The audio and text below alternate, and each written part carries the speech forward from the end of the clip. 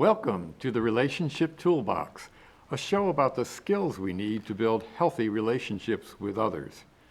Today's show is about the power of validation, what that does for a relationship in bonding people, and what happens when people invalidate each other or just lack validation. So, Marsha, in looking at this, is validation just another word for praising or complimenting someone? No, it's actually quite different from that. Those things are good, but when we're talking about validation, it's a little different because a compliment or praising is letting somebody know how they're doing in relationship to some standard or some expectation. It could be an expression of admiration or respect or acknowledging an accomplishment, such as, oh, you did such an amazing job rebuilding our deck. It's admiration, it's acknowledgement, or, oh, I love the way you've decorated this room. Lovely things to say. They might be offered unprompted as part of our social courtesies that we offer each other. And a compliment might even be telling somebody how they are performing or being ranked in relationship to some kind of personal expectation. Like, oh my God, that sweater looks fantastic on you. So, in terms of what I think personal taste is, you've hit the mark. Or you have the best looking neighborhood, the yard in the whole neighborhood. So, it's kind of a ranking and a measurement that, you're on target, you're doing the right thing, you're great. But it's different. Validating, it is a communication of understanding and acceptance of somebody's reality, whatever their experience is, their emotions, their fears, their plans, their thoughts, and you're doing it without judgment, at least in this specific moment for these specific circumstances, and you are no blame and free from your own perspective. You are there. You're like, I am here for you, and I am giving you my full focus. And this is a little bit different than restating, which we've talked about before as an extension of, active, reflective listening, where you're like taking in what somebody's saying and you're giving it back to them in a restatement. But validation is going a little bit further than that, and it's going a little bit deeper than that, because it's really an exchange. And when you're doing it right, it feels so good. So examples might be, I can see why you were angry. Because you're putting yourself in that person's place. You've heard everything, and you're experiencing it from their point of view. And that's different from just a restatement. Yeah, like, I see you're angry. I see you're angry. You're clarifying. Is this what happened? I hear what you're saying. I believe that this is what you're saying, and that kind of stops there. That is a great gift to give someone because they can feel like they're heard. But being heard and being understood are two different things. Yeah, different level. It's going deeper and it's going further. You could say, if I were in your shoes, I would feel exactly the same way. Or you must have been, whatever, terrified, angry, afraid. It makes sense why you're so disappointed, hurt, whatever. So even though you're accepting and understanding about their circumstances in a particular situation, it doesn't mean you're agreeing. You can still offer this empathy without agreeing, without judging. It's not about blaming. It's also not about offering a solution or fixing or inserting yourself saying, oh, this reminds me of. Because as soon as you do any of those things, you've taken it away from the focus on the person, and they don't get that gift of understanding and acceptance. Right. And that's the natural trap we seem to get into in conversing, that we want to give those things. We do. Well, sometimes it's out of not understanding that they need more. And sometimes it's out of just expediency. You know, we want to say, yeah, I get it, that happened to me too. Yeah. And we're not fully committed to being with them. Or maybe in- some discomfort in getting into Yeah, another like, person's ooh, feelings. is this over my head? Is this going to bring something up? Is this going to go down the wrong path? But for whatever reason, it just is falling short of that validation. I hear you, I understand you, I accept you, is more. Yeah. So, Uh-huh. so now that we know what it is, what can it do for our relationships? Yeah, let's talk a little bit about the actual power of validation. And the first thing that we know that it does is to de-escalate some of the potential negative emotions. Yeah. So at times when we are feeling very upset about something, if someone can begin to empathize with us through the validation, that begins to soothe and to bring us down a little bit, making it easier to talk about. Exactly. You don't have to try so hard to persuade and Right. to put your perspective forward, because the other person is giving it back to you. It's like, That's oh, right. I get it. And can put my energy into examining my own thinking and trying to express this and clarify it versus defending myself. So often people will respond to either, oh, I know exactly how you feel, and then they start talking about their own. And you think, you with don't know exactly, and now we're talking about you instead of me. Thank you very Exactly. much. Yeah, You so know, and you that's one kind of the- make a note to yourself, oh, this is not a safe place, or this doesn't help me. I feel worse now Right, right. because you're telling me I shouldn't. Or I'm a little bit you know. resentful. Hey, I was Or trying like- to tell you something, and Uh-huh. you just took away the whole Right. thing, It's like- ran away with it. So that's one of the first things it does. Another thing is it establishes a sense of safety.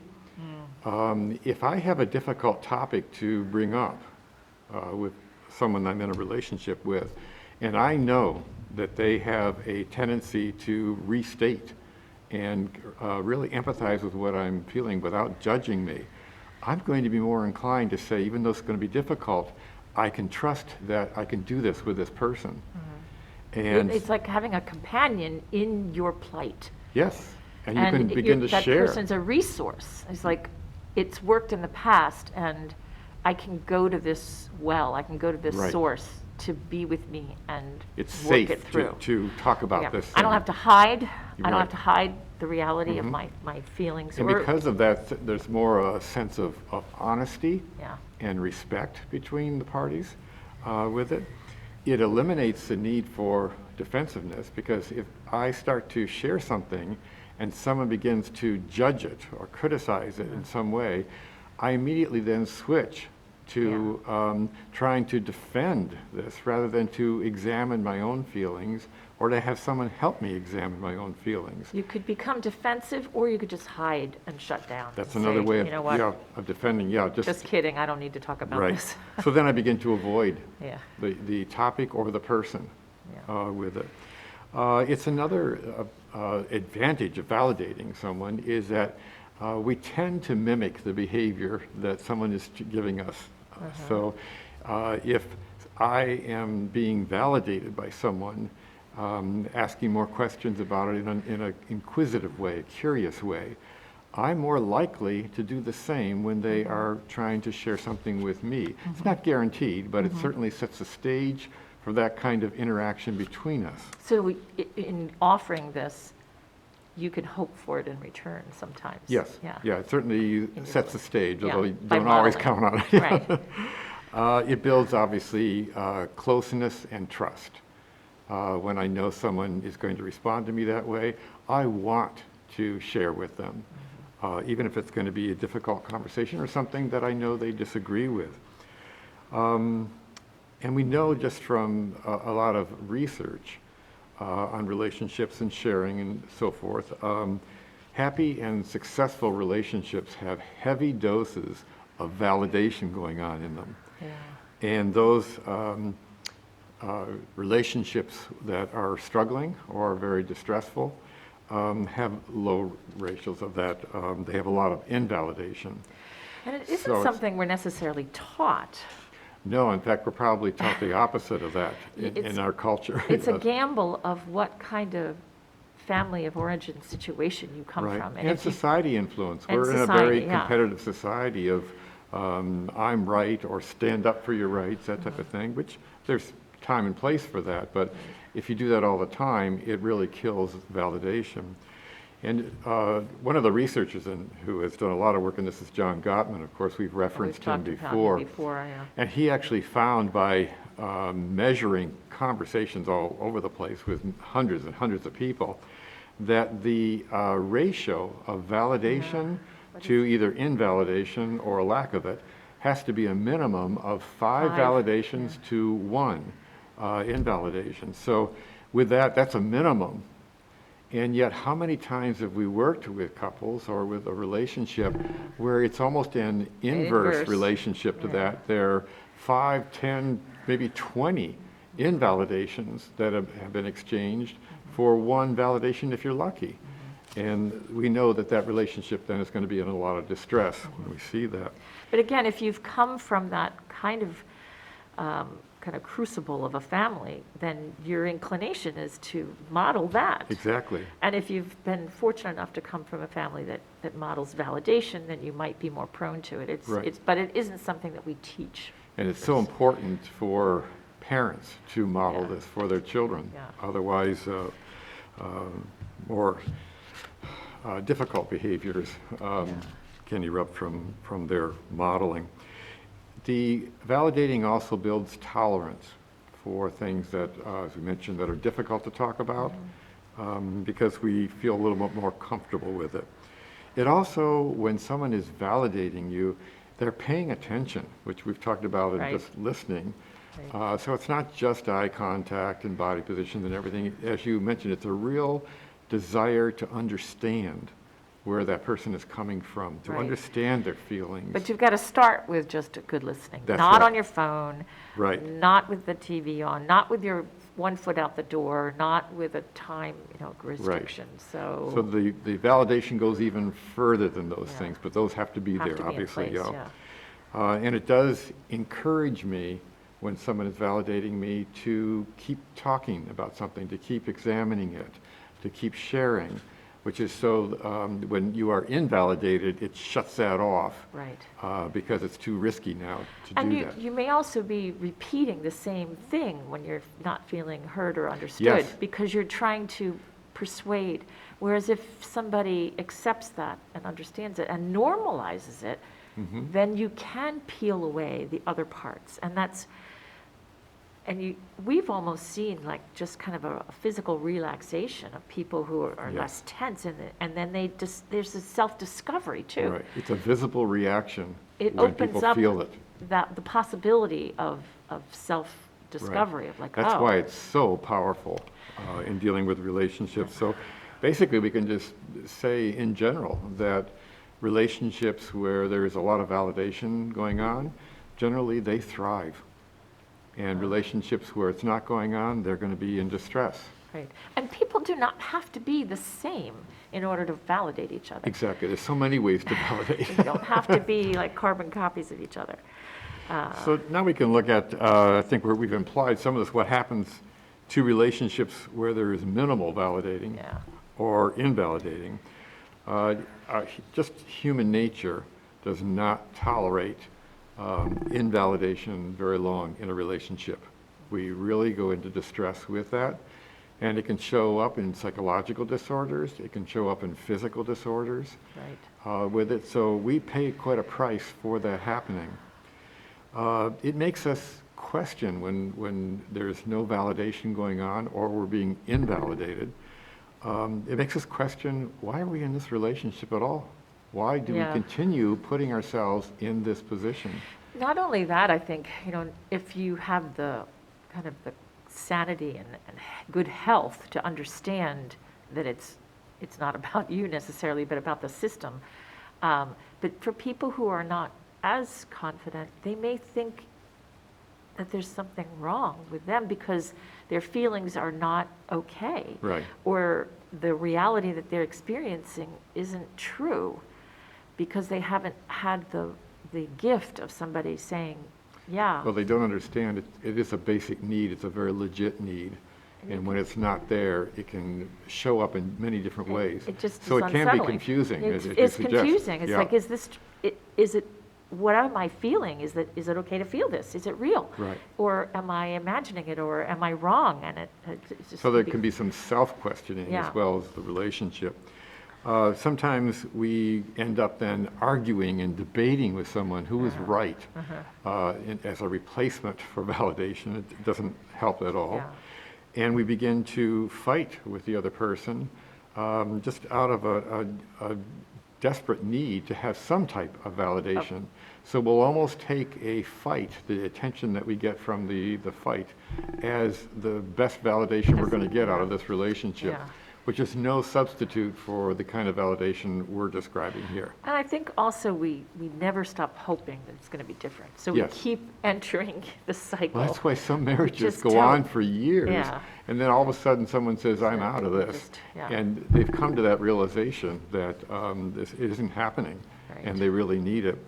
Often, too, when we are not validating, we miss the opportunity to correct miscommunication. And of course, it's one of the jokes, of course, we all think we communicate well.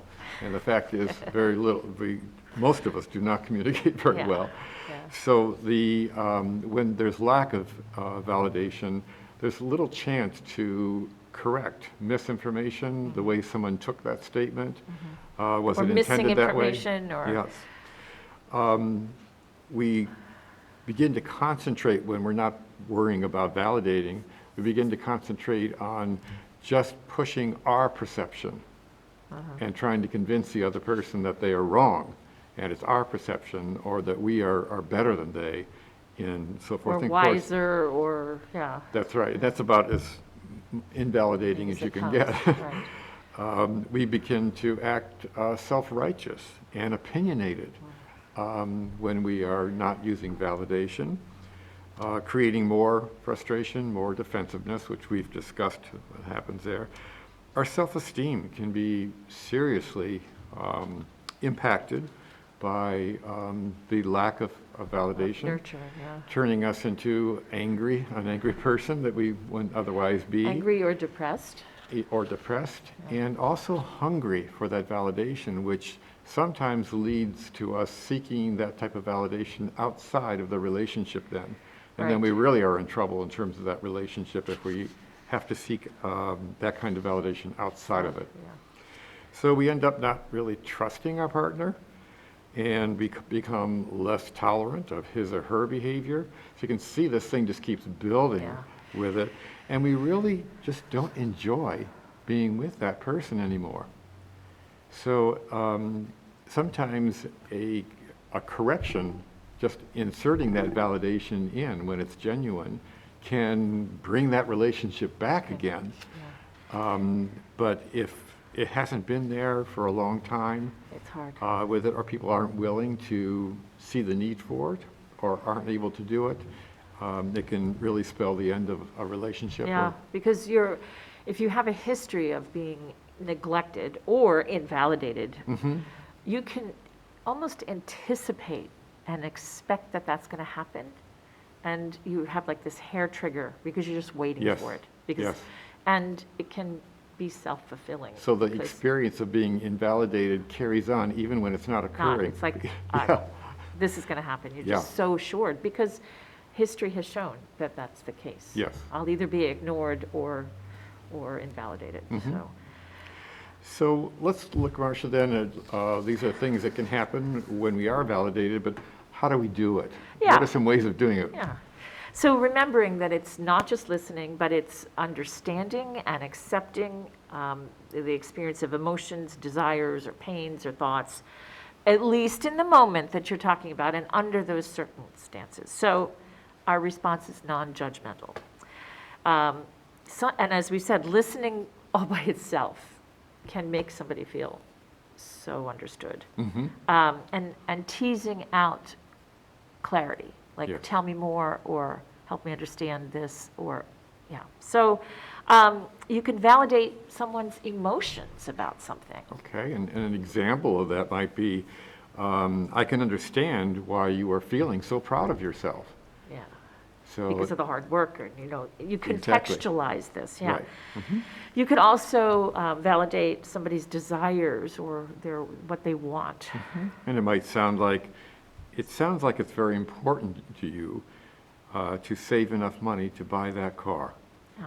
And again, this doesn't have anything to do with you. You're validating what the other person wants. And it's different from saying, oh, what a great car, or Yeah. why would you save for that car? Which puts you on the What are defense you and everything. thinking? You're Yeah. just validating the There's person's so many other desire. things you could buy with that money, or Yeah. do you really need it? But you're like, oh, I see it. Mm-hmm. You could validate someone's beliefs or past experiences. Yeah, this shows up in mediation a lot, doesn't it? When you share your beliefs, I can understand why this issue is so important to you. And it's amazing how parties can assume that they know what's behind someone else's thinking and be wrong. And they can assume that other people believe the same things they believe, and Yes. that it's a universal truth. Mm-hmm. It is their truth, and it's totally true to them. Mhm. But in the context of understanding the way they're thinking or what they have experienced, you get it. It's like, Right. yeah, The judgment part, when you're the listener, just has to really disappear. right. And you're just basically confirming what the other person is saying and understanding it. Because in your experience, it could be completely different. Exactly. But it At- is, At that moment, that's immaterial. yeah, it's like, Yeah. what happened to them? Yeah. You could validate actions. So it might be a statement such as, you have such a strong commitment to your daily activity routine, your exercise routine, Yeah. which is kind of a nice confirmation, again, of someone's commitment to that without judging what they're doing or why they're doing it, or maybe they're going too far with it, which are typical things that people can begin It to... could be just their job or their activism or their volunteerism, whatever Right. it is that you may or may not share, but you can validate it in that person. Yes. And recognize and understand the importance of it. Mhm. You can validate pain or suffering. Yeah, this is quite a one when we feel, especially in our culture, and especially if you're male, don't complain about that type of thing, be a man or be strong with it. So the opposite of that, the validation can be, no wonder you are in such misery. That kind of injury is known to be very painful. Yeah. Sometimes because we don't feel the symptoms that somebody else is feeling, it could be easily dismissed because you can't Right. get into somebody's arthritis or We have different post-surgical pain tolerances and so forth. Yeah. And it doesn't have to be physical either. Mhm. It could be an emotional pain, which doesn't have the scars and the battle wounds Right.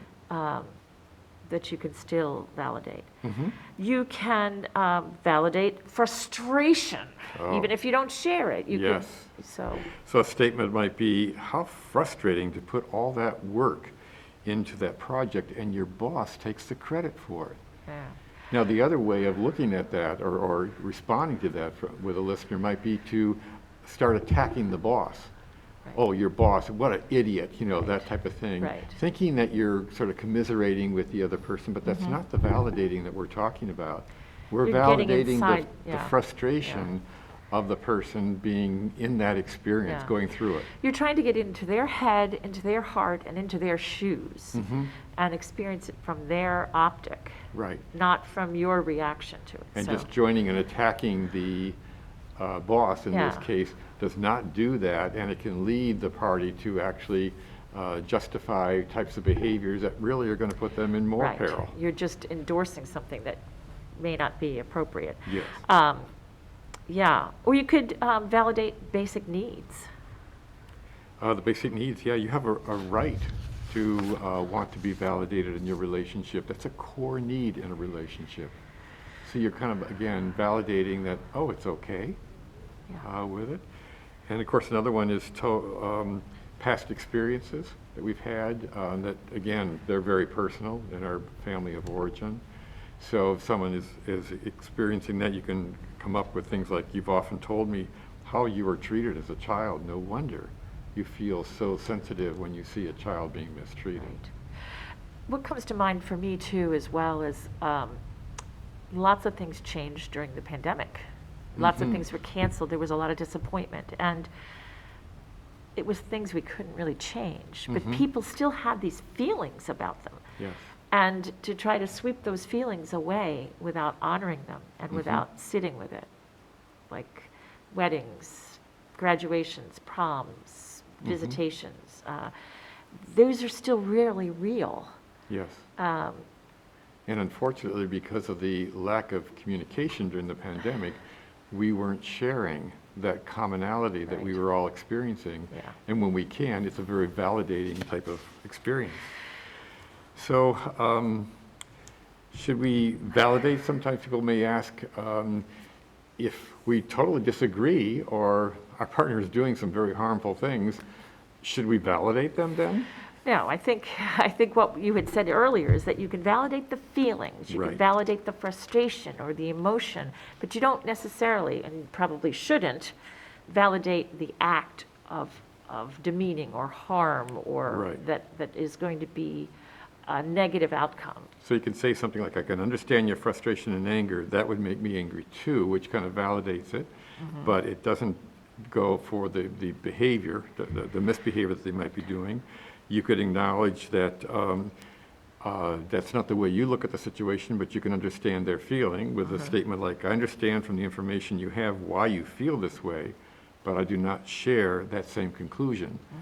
So that opens a door for someone to Say, think. what else is yeah, there? But at least I feel validated. Right, because if you don't validate first, they won't listen to you, That's probably. right. They won't even So entertain anything if I else, respond so. to the statement about I could really want to punch somebody with it, I can understand your desire to strike back, but is there another way you might express your anger?